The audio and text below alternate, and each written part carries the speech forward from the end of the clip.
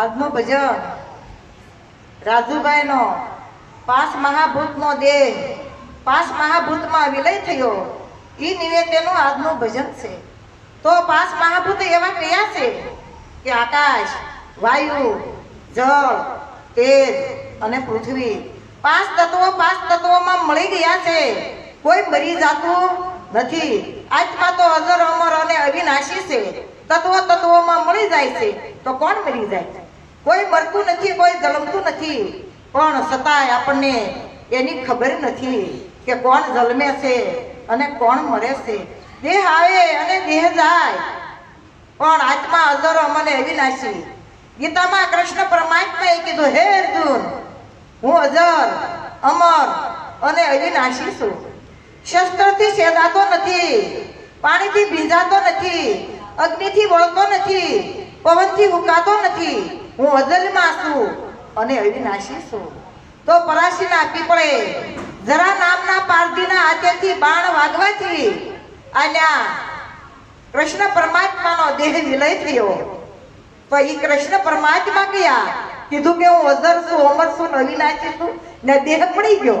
હે અને મથુરાની જેલમાં એ કૃષ્ણ કયા? કારણ કે કૃષ્ણ બે તો હતા નહીં. તો કીધું અજર અમર ને અવિનાશી છું. કઈ રીતે છે એની આપણને ઓળખાણ ગુરુ મહારાજ કરાવે કે અજર અમર અને અવિનાશી કઈ રીતે છે. એટલે કીધું એક અનાદિ અનંત છું, મારો આવે નહીં અંત. કાયા સાથે કાયનો લાગતું, મને ભજે મોટા સંત. હું અનાદિથી છું. કોણ કે છે એવું? આત્મા કે છે. દેહ કોઈના રહ્યા નથી ને રહેવાના નથી, પણ આત્મા કે છે કે હું અનાદિથી છું, એક અનાદિ અનંત છું, એક જ છું. એક તું પૂર્ણ બ્રહ્મ, નિજ અખંડિત આત્મા, સચ્ચિત આનંદ રૂપ તારું, તું પૂર્ણ છો પરમાત્મા. એટલે કીધું એક અનાદિ અનંત છું. હું અનંત કાળથી યુગોથી છું. હું આવન જાવન વાળો નથી.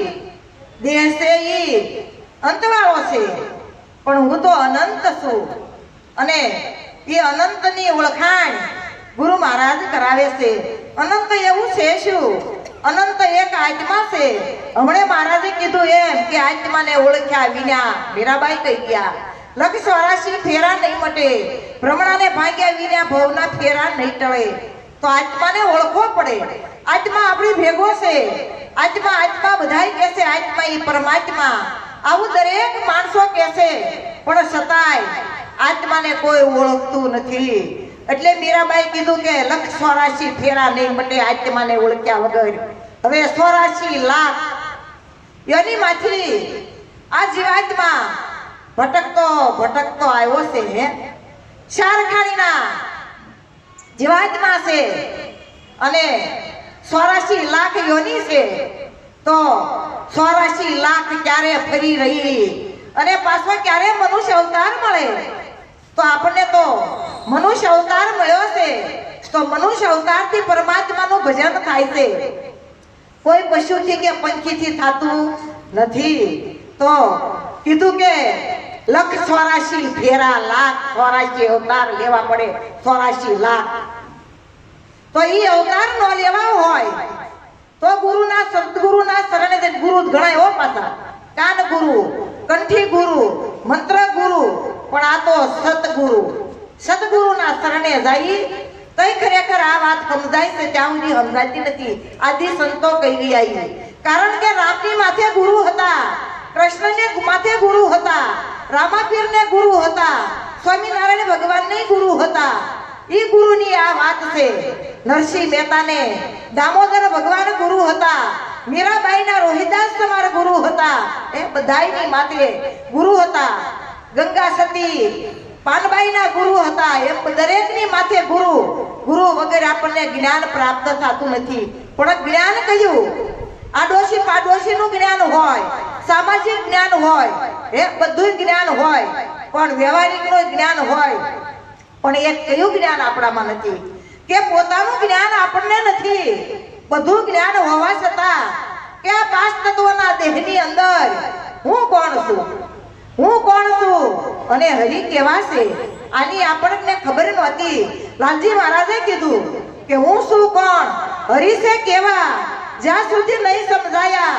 લાલન કહે બહુનર જગમાં ગુરુગમ વિનાના કુટાયા. લાલન જેને આત્મ નહીં ઓળખાયા એ તો મિથ્યા જગતમાં આયા. આ જગતની અંદર આવી આત્માને ઓળખ્યો નથી તો હું કીધું કે મિથ્યા જગતમાં આયા. હે દેવને દુર્લભ એવો આ દેહ છે એનો વિચાર ન લાવ્યા. મનુષ્ય દેહ મળ્યો અતિ મોંઘો, ફોગટ જન્મ ગુમાવ્યા. લાલન જેને આત્મ નહીં ઓળખાયા એ તો મિથ્યા જગતમાં આયા. દેવ કરતા દુર્લભ જેવો મોંઘામાં મોંઘો આ મનુષ્ય દેહ છે. વારે વારે મળે એવો નથી અને આપણને તો મળ્યો છે. શા માટે મળ્યો છે? એક પરમાત્માનું ભજન કરવા આપણને ભગવાને મનુષ્ય અવતાર આપ્યો છે. પરમાત્માનું ભજન એક મનુષ્ય દેહથી થાય છે અને વળી મોંઘામાં મોંઘો એક આ મનુષ્ય અવતાર છે. તો મોંઘામાં મોંઘો કેમ કીધો? કારણ તમે જુઓ તો ખરા આ મનુષ્ય દેહના એક એક ફેરફાટ કેટલા કેટલા કિંમતી. વિચાર તો કરો. જ્યારે આપણે એક ફેરફાટની એકાદાની ખબર જરૂર પડી હોય ત્યારે આપણને એની કિંમત થાય, ત્યાં સુધી એની કિંમત થતી નથી. એટલા માટે આ મોંઘામાં મોંઘો આ મનુષ્ય અવતાર છે અને આપણને મોંઘામાં મોંઘો મનુષ્ય અવતાર મળ્યો છે. તો પરમાત્માનું ભજન કરી લીધા જેવું છે હો. નકર 84 આટા મારવા પડશે. 84 આટા નો મારવા હોય તો પરમાત્માનું ભજન કરી લીધા જેવું છે. હવે શારખાણીના જીવાતમાં ઈંડામાંથી ઉત્પન્ન થયેલા 21 લાખ અવતાર લેવા પડે. 21 લાખ અવતાર ક્યારે પૂરા થાય? વિચાર તો કરો. પછી ઈંડ પછી જરાયું, જળમાંથી ઉત્પન્ન થયેલા 21 લાખ અવતાર લેવા પડે. જળમાં આપણે મનુષ્ય વતન આવી જઈએ છીએ. હા, એમાંથી 21 લાખ અવતાર ધારણ કરવા પડે. પછી ઉદ્ભેદ એટલે ભેદમાંથી ઉત્પન્ન થયેલા જીવાણુ 21 લાખ અવતાર ધારણ કરવા પડે. અને પછી સ્વેદ એટલે પરસેવામાંથી 21 લાખ અવતાર ધારણ કરવા પડે. અને 21 ચોકું 84. આ 84 લાખ અવતાર ક્યારે ફરી રહી? હે, આપણને ખબર ન પડે ક્યારે ફરી રહી 84 લાખ અવતાર. તો ફરી ના આવ્યા છે. આ મનુષ્ય દેહ છે. એક આંધળો માણસ હતો સુરદાસ, એક કોટમાં ગયો. હવે કોટની સારે ફરતી દિવાલ અને દિવાલે બારું નીકળવાનો એક જ દરવાજો બારો નીકળવાનો હતો. અને એ સુરદાસ હતો. ઈશારે કોઈ આફળો ફાફળો થાય પણ બહાર નીકળવાનો દરવાજો મળે નહીં. એવામાં એક માણસ મળ્યા. એને કીધું કે તમારે બહાર નીકળવું હોય તો તમને દરવાજો બતાવું. તો કે હું તો મારી જાતે બધે હરું છું ફરું છું, હું મારી જાતે દરવાજો ગોતી લઈશ. ત્યારે કીધું તો ગોતી લેજો, હું તમને હાલો આ કિલ્લો બતાવું, કોટ તમને બતાવું. કોટે જ્યાં દરવાજો આવે હાથ ફેરવતા જાયજો. દરવાજો આવે નથી બહાર નીકળી જાયજો. હવે દિવાલ પકડાવી, દરવાજે દિવાલ થોપતા ગયા અને જ્યાં દરવાજો આવે ને ત્યાં એને ખંજોળ આવે. શરીરની અંદર ખોદલી થયેલી ખુજલી એટલે એને જ્યાં દરવાજો આવે ત્યાં ખંજવાળ આવે અને ખંજવાળવાળું હાલવાનું ચાલુ રાખે ત્યાં દરવાજો વયો જાય. આમ કરતા ફરિયાદ કરે. હે, પણ એને દરવાજો બહાર નીકળવાનો દરવાજો મળતો નથી. આમાં ફર્યા કરે છે. એમ આ મનુષ્ય દેહ છે એક દ્વાર છે અને આ પરમાત્માનો ભજન કરવા માટે આ એક બારું છે. પરમાત્માનું ભજન કરવા માટેનું જો આપણને આ બારું મળી જાય હે તો મેળાવી જાય એવું છે. પણ આપણને આ બારું કઈ મળતું નથી. પણ કોણ બતાવે? કોઈ એવા સંત મહાપુરુષના શરણે જાય તો આપણને આના દર્શન ખબર કરે. ત્યાં સુધી આની ખબર પડે એવું નથી. તો એવા સદગુરુ મહારાજના શરણે જવું પડે. એટલે કીધું કે એક અનાદિ અનંત શું મારો આવે નહીં અંત, કાયા સાથે કાઈ નો લાગતું મને ભજે મોટા સંત. મારે શરીરને કોઈ લેવા દેવા નથી. આવું કોણ કહેશે? આત્મા કહેશે. જ્યાં સુધી મને ઈચ્છા થાય ત્યાં સુધી હું શરીરમાં રહું છું. મને ઈચ્છા મારી પૂરી થઈ જાય એટલે શરીરને છોડીને હું વહી જાઉં છું. એટલે કીધું કે મનને રાખજો ધીરજના ધડે, સુખ દુઃખ આવે વાલાની ઈચ્છા વડે. આ મનને ધીરજના ધડે રાખવાની જરૂર છે. એટલે કીધું કે મારે જ્યારે ઈચ્છા થાય ત્યારે હું દેહને છોડીને જાઉં છું. કોણ કહેશે? આત્મા કહેશે.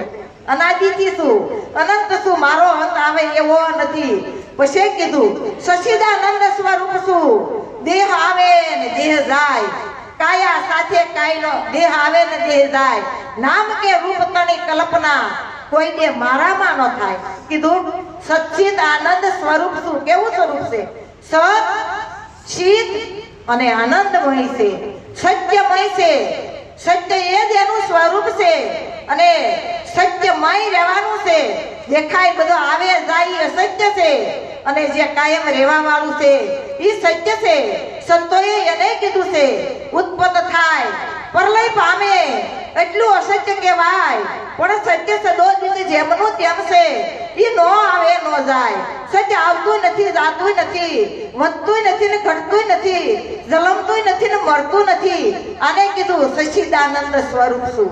આવું મારું સ્વરૂપ છે. સત અને ચિત, ચિત્તમય ચૈતન્ય મારું સ્વરૂપ છે અને સચ્ચિત આનંદ, આનંદમય મારું સ્વરૂપ છે. કાયમના માટે હું આનંદનું સ્વરૂપ છું. આનંદનું સ્વરૂપ હોય તો પોતે છે. એટલે કીધું નામ કે રૂપ તણી કલ્પના કોઈ દે મારામાં ન થાય. કારણ કે નામ અને રૂપ તણી કલ્પના મારામાં થતી નથી. પણ ગુણનું કેમ ન કીધું? ગુણ બે છે. નિરાંત મહારાજે કીધું નામ રૂપ ગુણ નહીં અમારે, કબોનું ધરું મેં અવતારા, અમે હે જોગી અલખ અનાદિ, પાર બ્રહ્મ કી હે પારા. મારે નામય નથી, રૂપય નથી અને ગુણય નથી. આ નિરાંત મહારાજ કહેશે.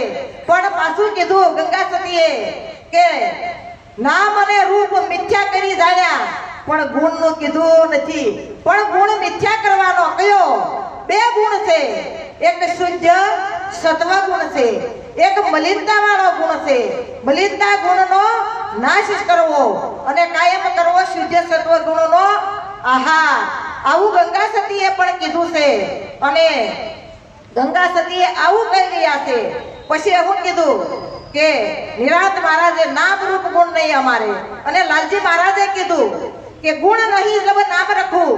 જો ગુણ ન હોય તો નામ કોઈ દે રે એવું નથી. લાલજી મહારાજે કીધું ગુણ નહીં જબ નામ રખું ક્યાં આપ અનામી કાયા, આવે અનામી જાય અનામી, નામ કહા સે તું લાયા, શબ્દ સે આપે વિશ્વ ઠેરાયા. આવે તાર કેવું હોય? અનામી હોય, કોઈ એનું નામ હોતું નથી. જાય તારે અનામી હોય, હે કોઈ એનું નામ એનું નીકળી જાય છે તો આ નામ રહેશે શેના આધારે? હે નામ રહેશે ગુણના આધારે. ગુણ હોય તો નામ રહે, નકર નામ રહે એવું નથી.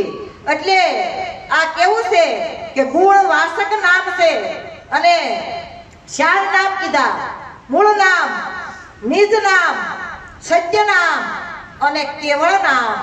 મૂળ નામે મનુષ્ય થાય. આ બધાને મનુષ્ય કહેવાય, બીજું કઈ કહેવાય નહીં. પણ ખરા અર્થમાં મનુષ્ય કહેવાય કોને? એની કોને ખબર હોય? અમારે રાજુભાઈ પરબત મહારાજના શરણે જઈ એને મનુષ્ય દેહ સાર્થક કર્યો હતો. મનુષ્ય દેહનો મર્મ જાણ્યો હતો કે માણસ કહેવાય કોને? માણસ હોવા છતાંય આપણે માણસ કહેવાતા નથી. પણ જ્યારે સદગુરુના શરણે જઈ ત્યારે ગુરુ મહારાજ આપણને અસલ માણસ કઈ બનાવે. મૂળ નામે મનુષ્ય થાય, નિજ નામ પોતાનું થાય. હે નિજ નામે પોતાની ઓળખાણ થાય અને સત્ય નામ છે, ગુણવાસક નામ છે. જો એવું ગુણ કેળવા હોય તો આવું નામ રહી જાય એવું છે. અને પછી મૂળ નામ, નિજ નામ, સત્ય નામ અને કેવળ નામ. કેવળ નામ છે એ સોખું છે. એ આવતું નથી, જાતું નથી, જલમતું નથી, મરતું નથી. એ કોઈમાં વધે ઘટે નહીં, કોઈ કાળે પદ જેમનું તેમ છે તેવું તૈણે કાળમાં એ આબાદ છે. એની બાદબાકી થતી નથી. ભૂત ભવિષ્ય અને વર્તમાનમાં તૈણે કાળમાં એની હાજરી છે. હે આને કહેવાય કે આ અખંડ છે. એને કીધું કે નામ કે રૂપ તણી કલ્પના કોઈ દે મારામાં ન થાય. મારામાં કોઈ દે થતી નથી. પછી કીધું અંધારું જાય નહીં ઉલેસતા, મન બુદ્ધિ પર માલતો. હું તો કાળનોય કાળ સોગા મેલી ફરું ત્રણ લોકમાં. વાકો થાય નહીં વાળ હો. મન બુદ્ધિ પર માલતો, મારે કે મન બુદ્ધિ અને પર માલતો. જેમ ગીતામાં કૃષ્ણ પરમાત્માએ કીધું, હે અર્જુન, હું મન બુદ્ધિ અને વાણીથી પર છું. હે મન બુદ્ધિ અને વાણી મને પોષી શકતા નથી. એને કીધું મન બુદ્ધિ પર માલતો. હું તો કાળનોય કાળ, કાળ મને કાંઈ આવીને કાંઈ કરી શકે નહીં. કારણ કે કાળ આવી છે તો દેહને કરડશે, પણ મને કાંઈ કરી શકશે નહીં. હા, હું તો આવો અજલમાં અવિનાશી છું. એટલે કીધું મન બુદ્ધિ પર માલતો. હું તો કાળનોય કાળ, સોગા મેલી ફરું ત્રણ લોકમાં, વાકો થાય નહીં કાંઈ વાવ. હવે કાળનોય કાળ કેમ કીધું? બ્રહ્માનંદ સ્વામીએ કીધું કે શૂન્યમાં મહાશેર વસાવ્યું અને વસ્તી કીધી ઉજળ દેશ. આ કાળ યુગો ત્યાં સ્તુતિ કરે, પછી જખ મારી જમોદાય ગોળી રે આતી જ્ઞાનની. હું કીધું કાળ ઉભો ત્યાં સ્તુતિ કરે, કાળનો ન્યા કાંઈ કામ આવે નહીં. એટલા માટે કીધું કે આપણે રાજુભાઈ જલમાય નથી, મરાય નથી. કારણ કે એના વતનમાં ગયા. એનું વતન કયું છે? ગુરુ મહારાજનો દેશ છે. આ એનું વતન છે, એના વતનમાં ગયા છે. એટલા માટે સંતોએ કીધું છે કે આપણે જો કે તીર્થ યાત્રા કરવા, કઈ મુસાફરી કરવા જઈએ તો આપણે મહિને, 2 મહિને, 4 મહિને, 6 મહિને ઘરે પાછું આવવું પડે કે ન આવવું પડે? હે, આ થોડીક નાની મુસાફરી અને આ મનુષ્ય દેહની આ મોટી મુસાફરી છે થોડીક. હો, 5, 70, 80, 90, 100, આ એટલી આની મુસાફરી છે. હવે મુસાફરી પૂરી થાય એટલે દરેકને ઘરે આવવું પડે કે ન આવવું પડે? આવવું પડે કે નહીં?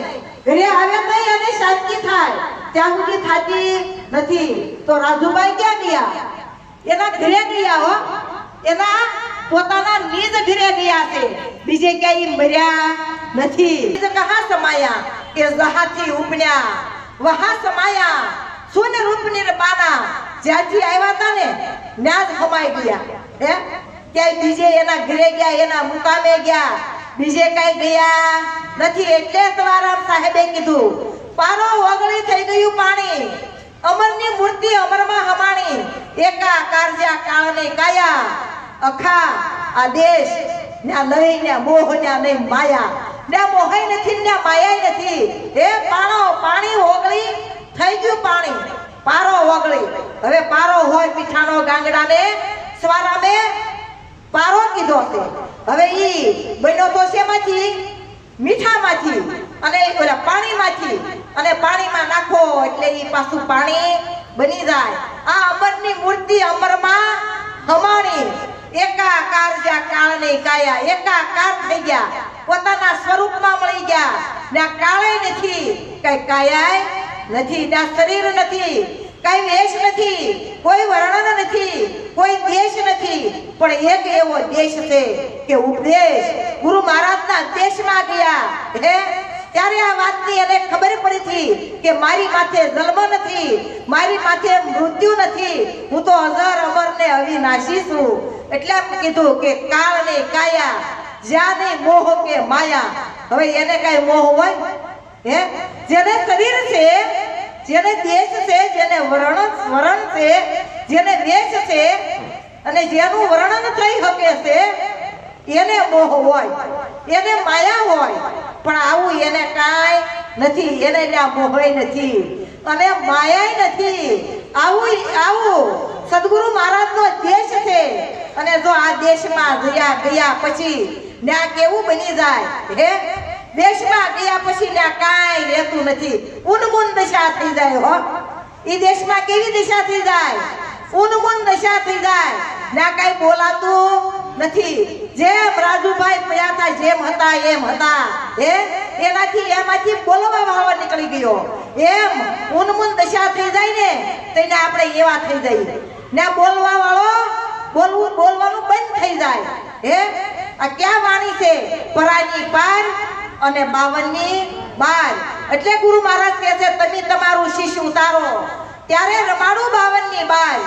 52 ની 12 ગુરુ મહારાજ આપણને લઈ જાય છે, પણ ક્યારે કે શીશ ઉતારે ત્યારે. એટલે ગંગા સતીએ કીધું કે ધડ રે ઉપર જેને શિષ્યનો મળે રે પાનભાઈ, એવો ખેલ છે અખાંડા કે ધાર રે. તમે રે તમારું જ્યારે શિષ્ય ઉતારો ત્યારે ગુરુજી રમાડે 52 રે. તો ખરેખર ગુરુ મહારાજના શરણે જઈ આ વાતને જાણી લીધા જેવી છે.